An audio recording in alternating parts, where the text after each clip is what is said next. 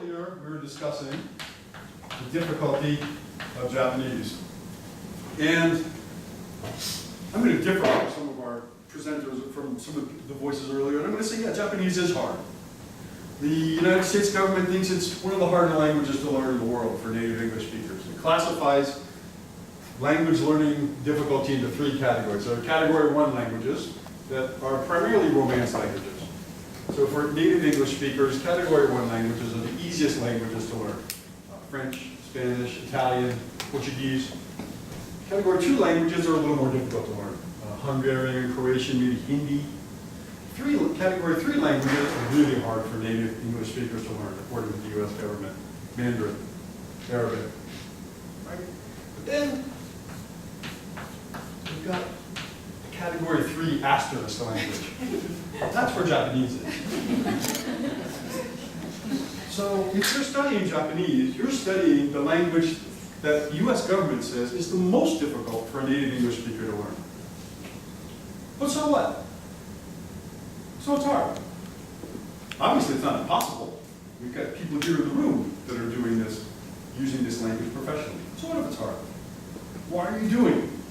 You're doing it because you're motivated by it, right? There's something that grabs you about this language. Maybe it's the pop culture. Maybe it's Hatsune Miku. Maybe it's, maybe it's some other Vocaloid performer. Maybe it's your favorite manga, your favorite anime. Whatever it is that grabs you, follow that. That doesn't mean you're going to necessarily end up as the next Hatsune Miku. Is that even possible? It doesn't mean you're going to end up as the next manga artist. But what you're going to do is you're going to follow this passion of yours to a future that you can't predict. Students come in and talk with me. Part of my job as a faculty member is to talk with students about their 4 years of college and then their X years after college. Well, students come in and they always want to know, what am I going to do with this language? What am I going to do if I study Japanese? Well, I don't know. I have no crystal ball for that. I have no crystal ball for anything. I can't tell you what you're going to do with this. But knowing Japanese is going to give you a job. Not it's going to give you a job. But no major is going to give you a job. Learning Japanese is going to give you more places to do whatever it is you end up being interested in. So if you can do Japanese and computer programming, it gives you that many more potential places to go and do computer programming. If you can do Japanese and microeconomic analysis, then that gives you more places potentially to do microeconomic analysis, right?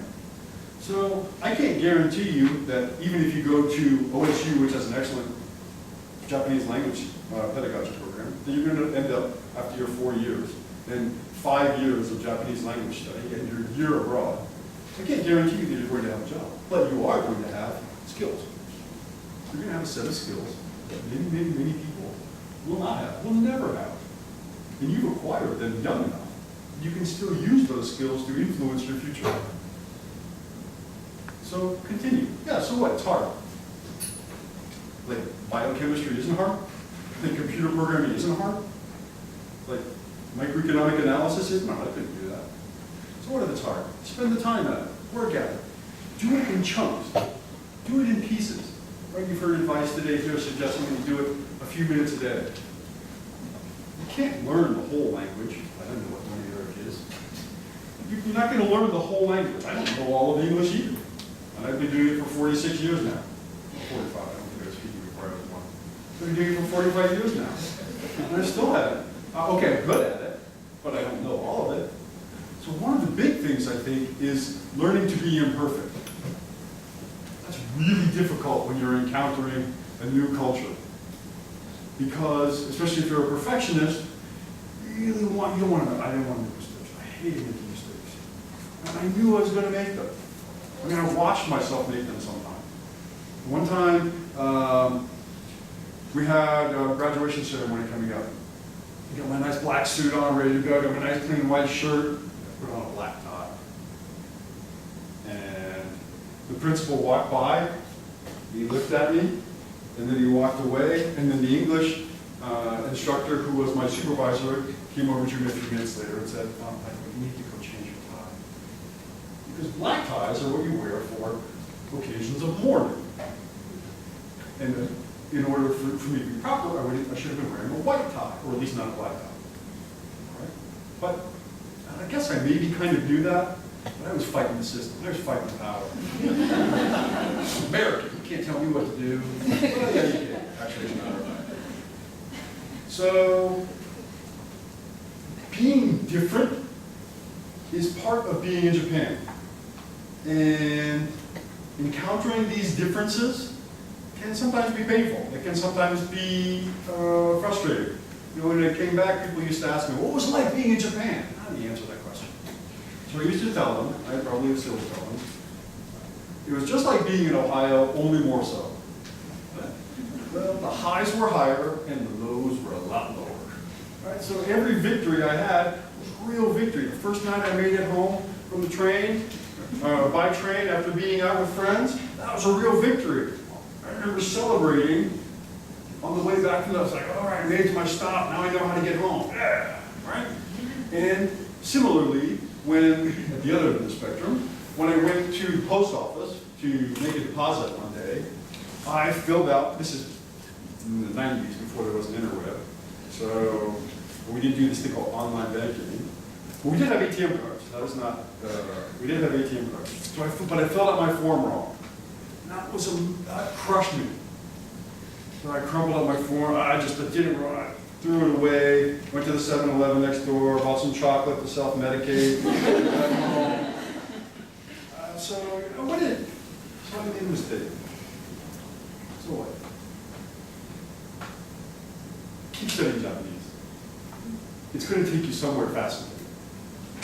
As for me, I've always liked stories, so I had the opposite experience in grad school from Abby. I came in wanting to do linguistics because I wanted to learn more about this language that fascinated me, that I found so beautiful. I'm horrible at linguistics. And I found that out after a semester. No, it was a quarter, there were quarters back then. Found that out after a quarter. So yeah, so now it's time to go back to reading stories, get to this linguistic stuff. So I ended up taking some courses with Professor Tyler, Professor Torrance, and I got really interested because the literature that I was reading, we were reading in classes, was quite different from my preconception of what Japanese literature was. I was fixed on Kawabata and Tanizaki and these authors from the first half of the 20th century. And literature changed over time, and it's going to continue to change. And that's what I think is fascinating. So we read some stories by Japan's Edgar Allan Poe, named Poe. And so we read some Tales of the Bazaar by Edgar Allan Poe. I got interested in him, did my master's thesis on him. Then I got interested in other popular genres like mystery fiction. I did my dissertation on an author who made his name writing mystery fiction, but then also historical fiction, another genre. And I wrote a lot of historical essays as well. So I did my dissertation on Matsumoto Seicho. So I've been working through that. I have a book that I'm working on with a colleague at Pitt. It's an anthology of translations of Japanese mystery fiction. We're going to hear on which of these stories we're allowed to publish, or which of these stories we can afford to publish. Hopefully that'll be coming out in the next year or so, so run out to Amazon and buy that. And now I'm interested also in avant-garde fiction. So this is where Japan's been as a country for fiction for the last century or so. And now there are new writers who are reacting to that and writing completely different types of works that are really quite exciting in my opinion. So I couldn't have predicted this, you know. I grew up in Columbus, Ohio.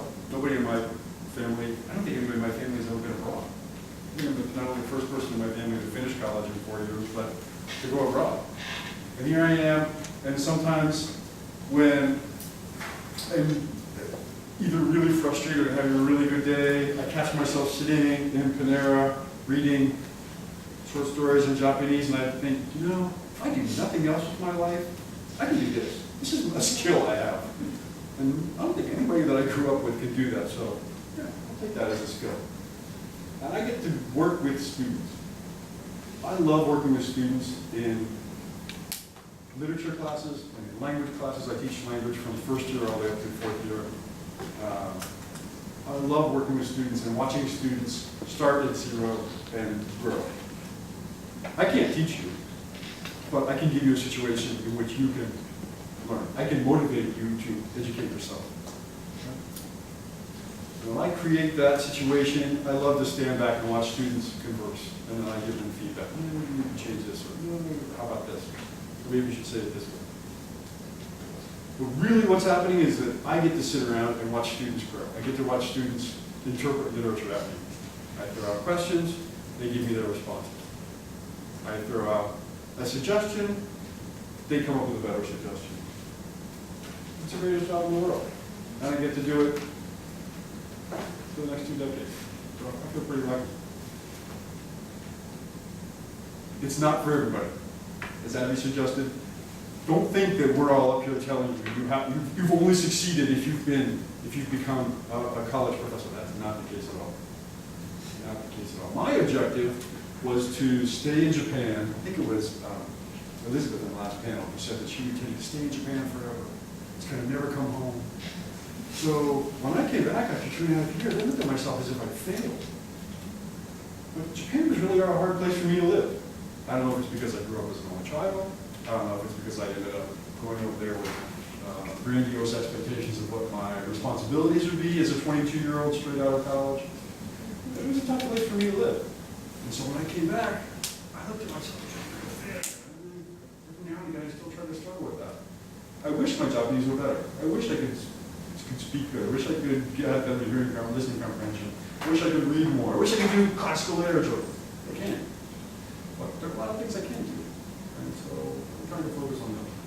And one of the things I can do is really enjoy being in the classroom, teaching students who are passionate about Japanese language and literature and culture. And so I feel pretty lucky that I get to do that.